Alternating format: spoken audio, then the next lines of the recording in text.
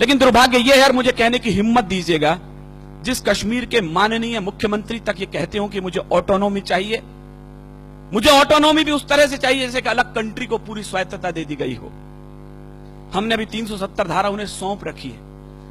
विज्ञ लोग जानते हैं हमने 3 प्रांतों के बराबर कश्मीर के ऊपर खर्च करते हैं, लेते उसे एक फूटी कौड़ी भी नहीं। बीमार प्रांत है वो, उसके बावजूद यदि वहां पाकिस्तान जिंदाबाद के नारे लगते हैं तो मुझे जिम्मेदार लोगों के सामने बयान देने का हक दीजिएगा।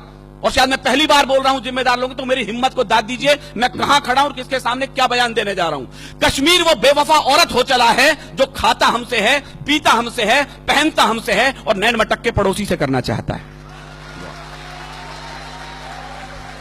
52,000 बेटे खोने के बाद ये मुल्क कश्मीर को अपना मानने को तैयार नहीं है कुछ लोग वहां पर। मैं कहना यह चाहता हूं, अपनी इस केसर घाटी को इतना लहू दे चुके हैं हम, अब तो जो भी फूल खिलेंगे वो सब फूल हमारे होंगे। अब तो जो भी फूल खिलेंगे वो सब फूल हमारे होंगे।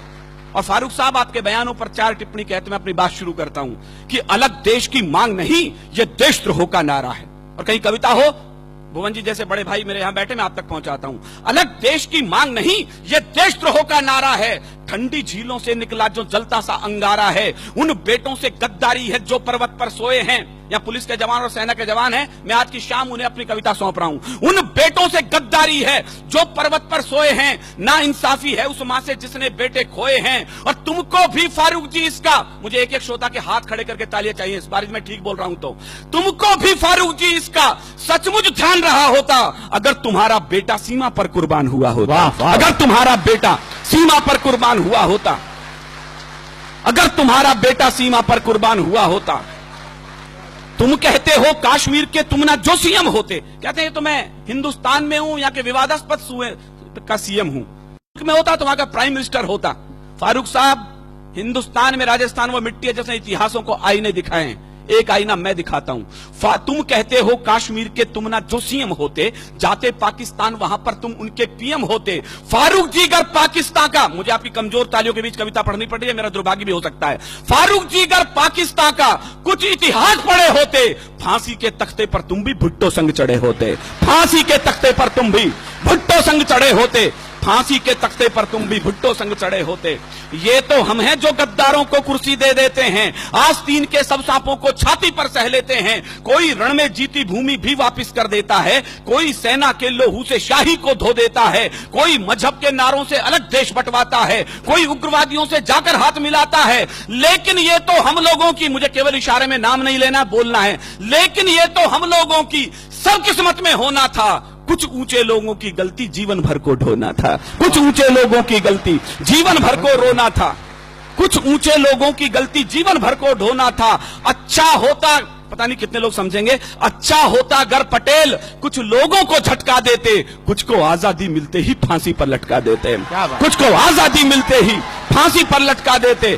फिर ना कश्मीर का झंझट ना खूनी होली होती, फिर ना कश्मीर का झंझट ना खूनी होली होती, ना बंदूकों के साये में मेहंदी और रोली होती। अगर कबूतर श्वेत नहीं, यहां गुरु गोविंद सिंह के बेटे बैठे, मैं इनकी पगड़ी को गुरुद्वारा मान करके प्रणाम करना चाहता हूं। संजय ने अभी बताया, चुटकुलों की कौम बना के रख दिया हमने सरदारों को। माफ करें साहब, ये बलिदानों की सबसे बड़ी कौम थी। हमारे बड़े कवि बताते हैं 123 ऑथेंटिक फांसी हुई है पहले स्वाधीनता संग्राम में।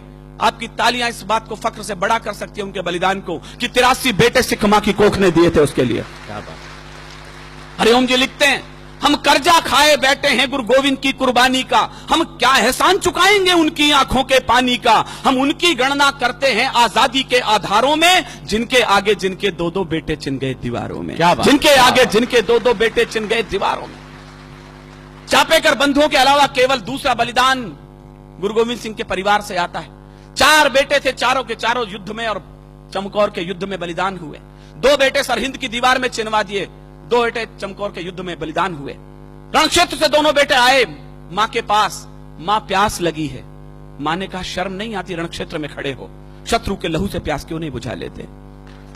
क्या बात। दोनों के दोनों बेटे बलिदान हो गए। मां की आंखों से आंसू आने लगे तो गुरु के पास गई, 4 बेटे थे, चारों तो बलिदान हो गए, अब क्या करूं इस खाली कोख का। जो उत्तर दिया गुरु गोविंद सिंह ने, मेरे रोंगटे खड़े होते हैं। देश धर्म के वास्ते वार दिए सुच्चार, मत बजाना विनीत चौहान की कविता पर तालियां। यदि उठ सके तो उन बलिदानियों के नाम उठे जिनकी बदौलत आज हम यहां खड़े हैं।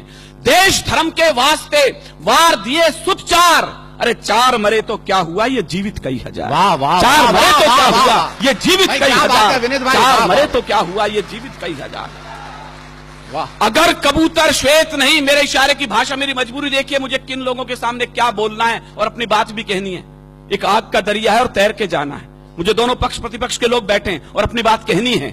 अगर कबूतर श्वेत नहीं, मैं आपकी बौद्धिकता पर छोड़ता हूं, इशारे पर अपनी बात कहता हूं। अगर कबूतर श्वेत नहीं, हम गुरु के बात छोड़ देते तो लाहौर कराची को हम दिल्ली तलक जोड़ देते। वाह, वाह, तो लाहौर कराची को हम दिल्ली तलक जोड़ देते।